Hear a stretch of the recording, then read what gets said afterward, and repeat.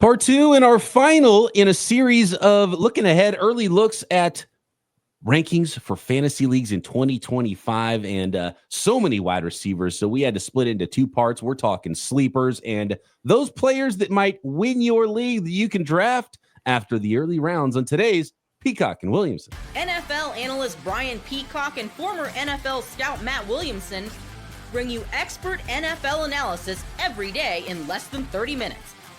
Get an inside look at the NFL on the field and in the front office with elite breakdowns to next-level analysis and in-depth information only for the real NFL fans. This is Peacock and Williamson, and it starts now. Welcome to the Peacock and Williamson NFL Show.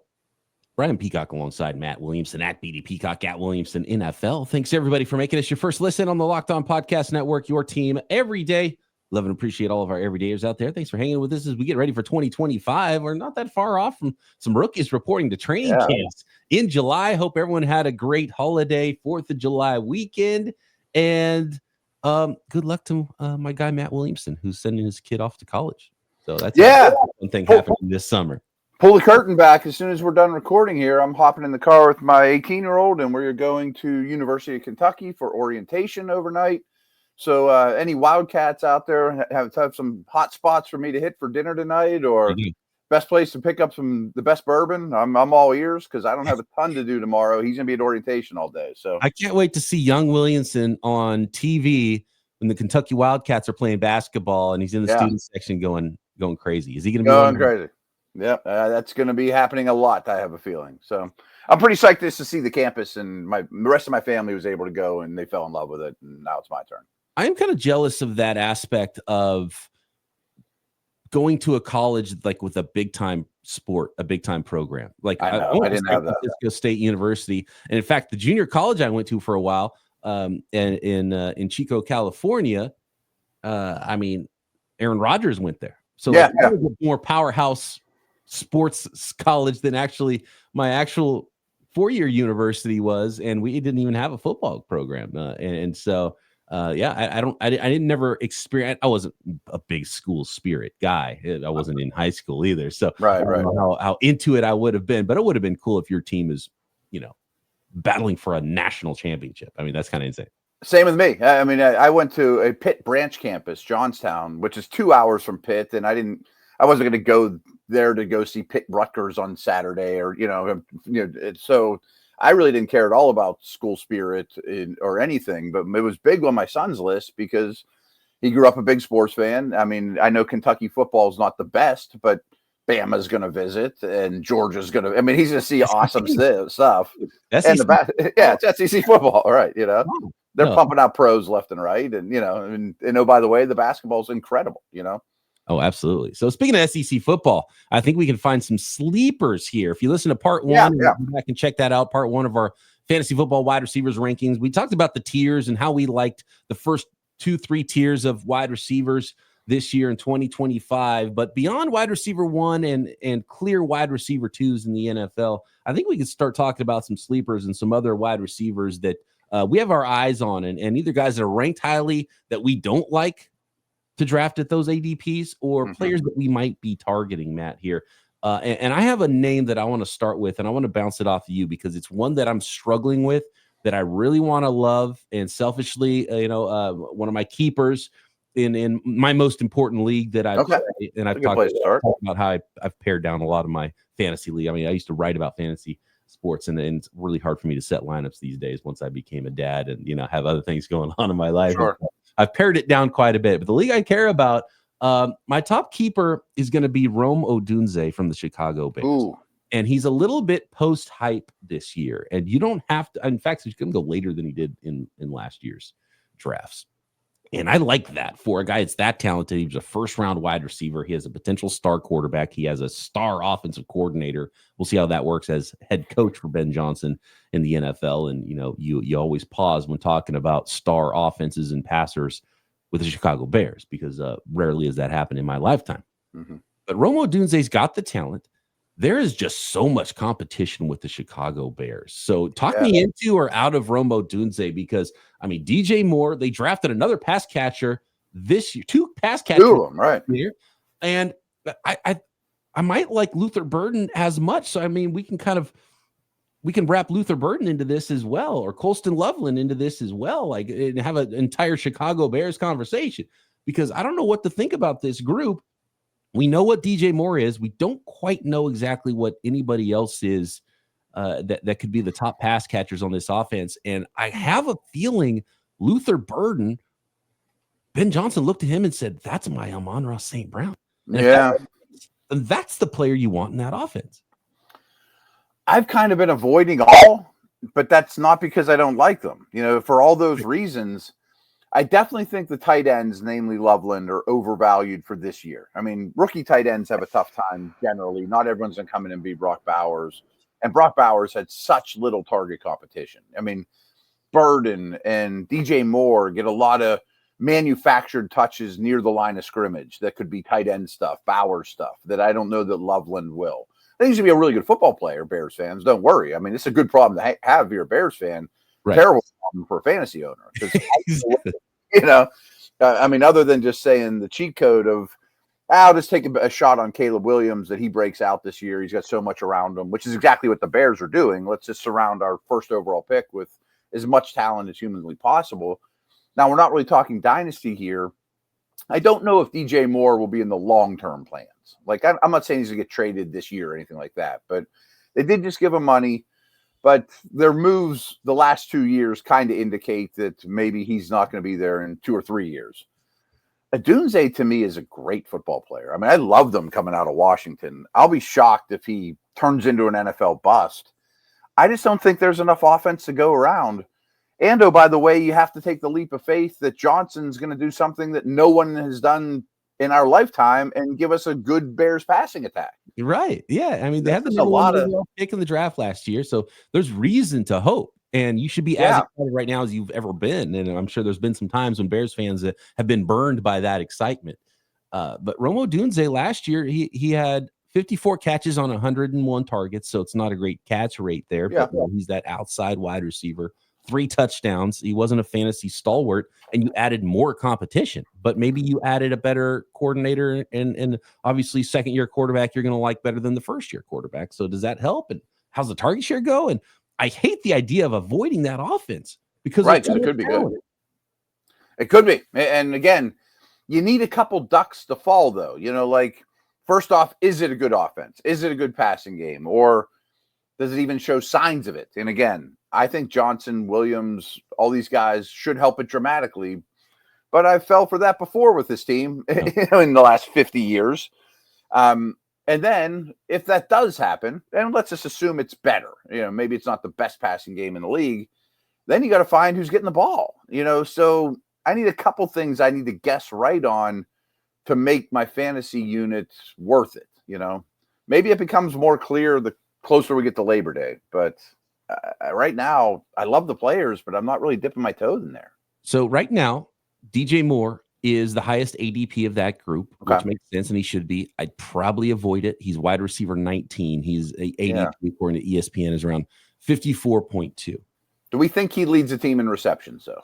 That's probably a safe bet, but I would rather take the bet with better odds with another guy like Rome Odunze. Me too. That's why I'm so excited about Rome Odunze in year 2, and we see those wide receiver jumps. And by the way, Ben Johnson wasn't there last year, so he doesn't care about pedigree. So he doesn't care that Rome Odunze was a first-round pick because he didn't draft him, right? Yep. And maybe he's got visions of something else going on, but he also doesn't care because he's, as far as Ben Johnson's concerned, these guys are all veterans because they were all here already, right? And so maybe if Odunze's better, well, he's your number one, period, right? Over DJ Moore. I can definitely write that story where he's the best guy. He might be the guy he handpicked again. Yeah. That's why I'm so, you know, and when you look at the ADP, maybe that tells the story of who you should be drafting in this offense. So Rome Odunze, he's wide receiver 40 right now, according to ADP, 83.1 average draft position on ESPN. And then you go all the way down here. I'm trying to find where Burden might be the guy to grab and redraft. Well, I'm looking at it right now. Burden absolutely is the guy to draft because his ADP is essentially at a place where he's being drafted just frankly behind guys who are not nearly as talented. Mm-hmm. Like, period. Just take a bet on talent or maybe Odunze or Moore gets hurt in week 4, and all of a sudden Burden's catching tunnel screens left and right. You know what I mean? He's not. Here's the other question about this, and we're spending a lot of time on the Chicago Bears here, but is Burden also competing with the 2 tight ends that they have if he's going to be a Amon-Ra St. Brown over the middle player? Because you could say that maybe that's the style of receiver they got in their rookie tight end in Colston Loveland, who was drafted ahead of him because he wasn't even the first receiver they drafted. Right. Now, again, there's a lot of competition. And again, this coach doesn't care, but they recently gave money to Moore and Kmet. I mean, like, the organization likes them or did at some point, and we know they're not bad players. They're not going to just fade away. And what if Williams stinks? I mean, there's still a chance everything's perfect and the quarterback is just not as good as you thought, you know? That's a good point. That is certainly. There's a lot of chips that need to line up. Certainly a possibility there. So I got another team I want to bring up after the break, too, that's not dissimilar, but, you know, also kind of interesting to me for these. I'm struggling on Burden. I want to find this. I need to know exactly what ADP is here. I think he's an extreme value at this point, like last pick in your redraft league type of guy. You know. Okay, here it is. The ADP is not available because it's after the whatever the cutoff is for the ADP. Yeah. He's wide receiver 51 right now, so he's going 11 receivers later than Odunze. Okay, well, that's a little better. That's higher than I thought. I thought he was going to be like. I'm sorry, that's not ADP. That's just ranking. That's just ADP. Ranking. Okay. It looks like his ADP is lower than that. He's pretty forgotten right now. That's about where I would rank him, but I would draft him higher than the undisclosed ADP. Yeah. I mean, he would be in my league. I mean, gladly trade my last round pick for Burden. I mean, and remember, like I think Burden has played enough college football to know who he is. The talent is there. He was drafted high enough to where, they did not need to draft a wide receiver there. So they liked him. They're like, this guy's too good. We can't pass up on him here. The new regime chose him. And when you look at the similarities, what he could be in that offense in the Amon-Ra St. Brown role, who, by the way, Amon-Ra St. Brown was awesome immediately as a rookie. Right. I think we just figured it out. Luther Burden. For the cost. At cost, that's the one I'm going to take. I'm not taking Moore. All right. Those guys behind him might be better than him, and I like Moore. Which team we want to bring up next, Matt? Colts. Let's talk Indianapolis Colts. More potential sleepers and league winners in your 2025 fantasy leagues at wide receiver next. Today's episode of Peacock and Williamson is brought to you by Gametime and the Gametime app. I love the Gametime app. I use it anytime I'm looking for tickets. I check Gametime first, and sometimes the Gametime is the only way to check because you're getting last-minute tickets, so you can get phenomenal deals before the ball game even starts. You ever decide last minute to go check out a game? Family and friends, like, yeah, let's go to the ball game. Maybe it's game day, and you suddenly realize you want to go check out the stands. Maybe this happened recently. Your team trades for a new player, and like, well, that's a hot ticket now. I want to go. And that's exactly where Gametime comes in. It's the easiest way to grab last-minute tickets without the stress. With the money you save on tickets, by the way, maybe splurge on food and drinks or invite an even bigger group to come with you. Gametime makes it possible. Gametime makes buying tickets fast and simple. Prices on the app actually drop the closer it gets to first pitch of a baseball game, or closer it gets to maybe the opening band if you're going to see a concert. And they've got incredible last-minute deals, clear seat views before you buy, lowest price guarantee, and none of those sneaky post. You buy the tickets, and all of a sudden, oh, man, look at this. There's a whole bunch of fees that we didn't see. You can see all that up front. So take the guesswork out of buying tickets with Gametime. Download the Gametime app, create an account, and use code LOCKEDONNFL for $20 off your first purchase. Terms apply. Again, create an account and redeem code LOCKEDONNFL for $20 off. Download the Gametime app today. Last minute tickets, lowest price, guaranteed.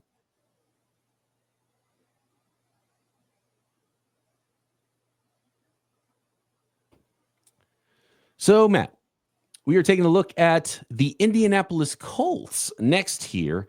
Again, this is a different conversation. You're trying to figure out which mouth to feed, but trying to figure out if they're even going to have a good passing game is the biggest part of this, I think, for Colts. Yeah. Also, the team that drafted a tight end very high. So they have intentions for that. And that clouds things for sure. This is a wide receiver show, so we're not really talking Loveland and Warren. But if you use a mid-first round pick on a guy, you plan on using him. I mean, and Warren more so than Loveland, a lot of design touches in college. Just get the ball in his hands, carries, short screens, things like that. Loveland's more the route runner, get open versus man coverage type guy. Still, I think people are so scared off from this passing game. I think Josh Downs in particular, but also Pittman, are fantastic football players that are just being massively slept on in fantasy right now. And this might shock people, but I think Pierce led the team in receiving last year. So it's not even like the tight ends are clouding things up. And A.D. Mitchell could be in the mix. He didn't do a lot as a rookie. So I can see why people are shying off, because what's the quarterback situation? If it's Jones, it'll be better than last year. But there's a lot of mouths to feed like Chicago, including young tight end and receiver that were drafted high. I just think Downs in particular is one of the least appreciated receivers in the whole league. I'm with you. If I'm drafting a receiver, I think Downs is the play. And I do think that no matter who the quarterback is, it's just there's a better opportunity that he's going to hit for your fantasy football team than trying to bet on the rest of it and trying to figure it all out. But it's not like Daniel Jones has been a guy who's lit the league on fire and been the quarterback you want throwing to your fantasy football wide receivers either. Right. He targeted the heck out of Malik Neighbors, but even the efficiency there wasn't great for Neighbors for how often he was targeted. All right. And I think obviously that's why you can get Pittman and especially Downs at a value. The quarterback play is not going to be upper tier. We know that. And there's a ton of mouths to feed, and they're run first, and when they get near the goal line, is it going to be Richardson or Taylor getting the carries instead of throws into the end zone? But you can get these guys really late. I mean, Pittman had a back injury last year, which I always hate that, but these guys heal better than me and you do. It's not like, the old adage, if you once had a back injury, you always have a back injury, My back healed a lot quicker when I was 25 years old. Right. I mean, you're not getting hit over the middle by linebackers, but still, I mean, Michael Pittman will probably be fine. All accounts are he is. And I think Downs is a star in the making that few seem to realize. Looking up ADP here on Pittman really quick, because he's not going high at all. No, they're really cheap. I mean, he's got a pretty good track record too. He's outside the top 150 ADP.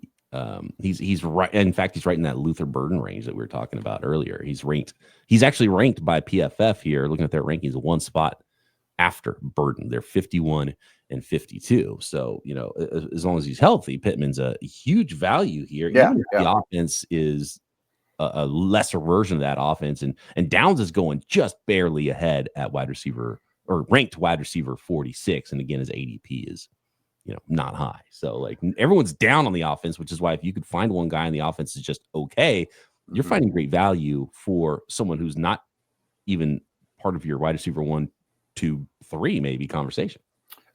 Last thing I'll throw in there, and it was really 2 years ago, but it's still the same head coach. It's still Steichen. They're at the very top of the league at RPO throws. There's going to be Pittman caught 1 million balls 2 years ago, 2 yards past the line of scrimmage. But I mean, often he would have 12, 13 targets, 9 catches, 80 yards. Not a lot of big plays, but that's fine by me at that price. You know what I mean? And I think Downs is similar. I want to throw this one by you. Okay. And feel free to drop any other names, any other teams. Yeah, I got another name I'm bringing up for sure. And maybe this player is you drop your name first, because I don't want to steal your thunder if your player is part of this group that I'm trying to figure out. Stefon Diggs. Now, no idea what to do with him. So please tell me. So I'm buying because he's super cheap. I mean, what do we know about him? He missed time with injury. He did some weird stuff on a boat, apparently, and he's coming back from injury. There are some videos of him looking really good in mini camp in shorts and underwear, whatever. So we're going to need to monitor this. But we also know he's been one of the most productive wide receivers in the last 10 years. I mean, he didn't forget how to play football, even if he lost a step. The Patriots gave him a ton of money. I mean, more than I would have guessed for his age coming off an injury. His contract says, I'm clearly the number 1 on this team, and they're not apparently worried about the injury, or they wouldn't have given him that contract. And I think it's a better offense that might also be playing from behind late in games. I'd be shocked if he doesn't lead that team in targets and receptions by a wide margin, even if he ain't what he used to be, you know? And there's a reason why he's not going high, coming off an injury, older player, some weirdness off the field, not a powerhouse passing game as of right now. I don't know if that could potentially become that. So even if you're the number one option, is that going to be, a buoy for your fantasy football team? But I'm glad you brought up Diggs because he's part of this group. And there's a tight group of wide receivers that are outside of the, first few tiers. And if you listen to last episode, we talked about the first 3 or 4 tiers and, guys that are wide receiver 1s, wide receiver 2s. There's a lot of big names that you can draft outside of that. And Stefon Diggs is kind of at the bottom of that list of a group of players I want to talk about here. And Rome Odunze, I think he'll be a fantasy starter when it's all said and done. And if you can get him at the 50th receiver, sign me up, Yeah. And so outside of, let's say, let's cut it off at ADP pick. Well, I kind of want to include, so there's a little bit of a gap there. So ADP around pick 80 to 100 or so. Okay. Here's the list of names.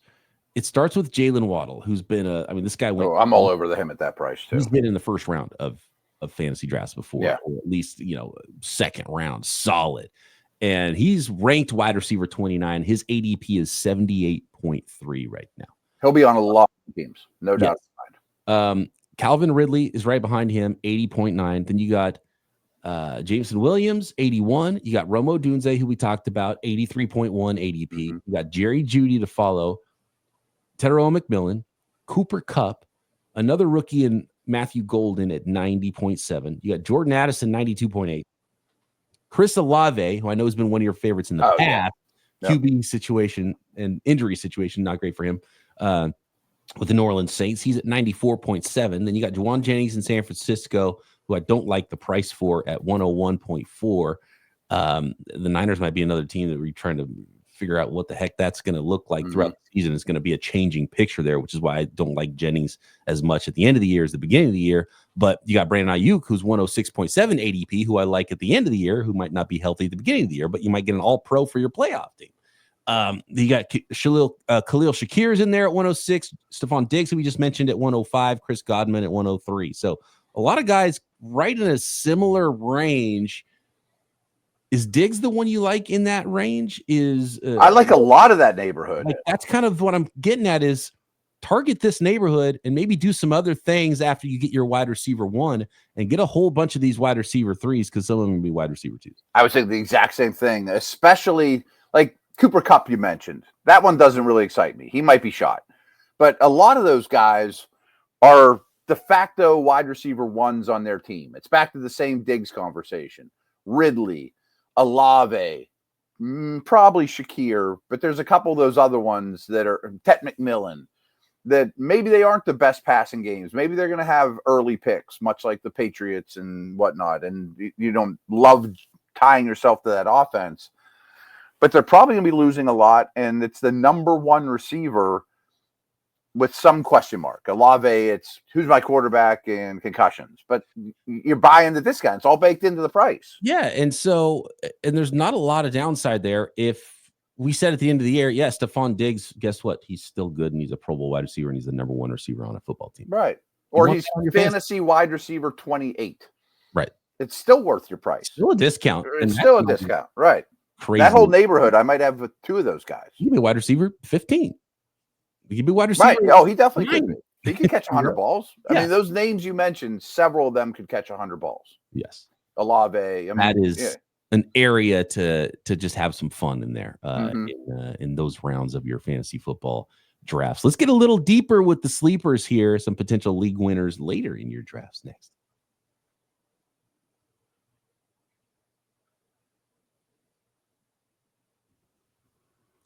All right, Matt, we're talking sleepers here on Peacock and Williamson, looking at fantasy wide receivers, and there are so many that we had to break this wide receiver fantasy preview for 2025 up into 2 episodes. Are there any later sleepers, any other names you're looking at that will be on a lot of Team Williamson's this fantasy football season?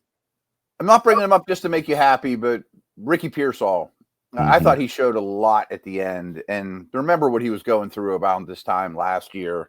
And I don't even necessarily care if and when Ayuk comes back or Jennings or Kittle. I just want Shanahan offense, and I think Pearsall's a really good player that Shanahan took in the first round next year, and that might be a little more dynasty than redraft, but I was trading for him in my dynasty drafts left and right.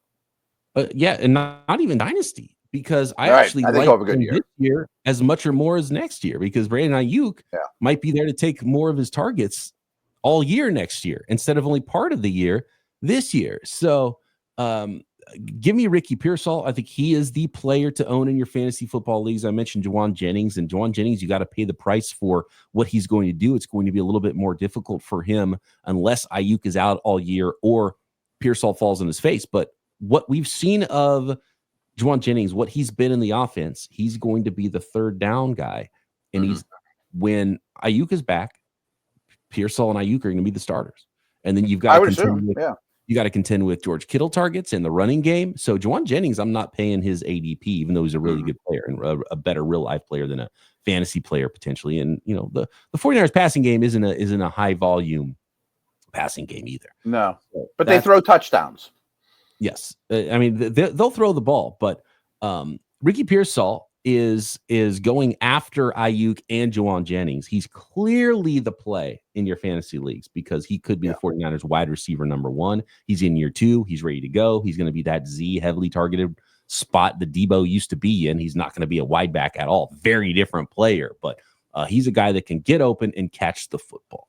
Yep. And that's good enough for me at that price. He's a gym rat. If he's healthy and he's banged up again, and he was banged up before the season started last year. He's kind of a skinny guy. He's not a power receiver, so I do worry about longevity if he is a highly targeted player. So he's not a perfect fantasy prospect, but he's clearly the play in the 49ers wide receiver group, and he's the third guy, and it's just a no-brainer. I would be drafting him ahead of both of the other guys that we just talked about in Ayuk and Juwan Jennings for those reasons, and you can get him after both of them.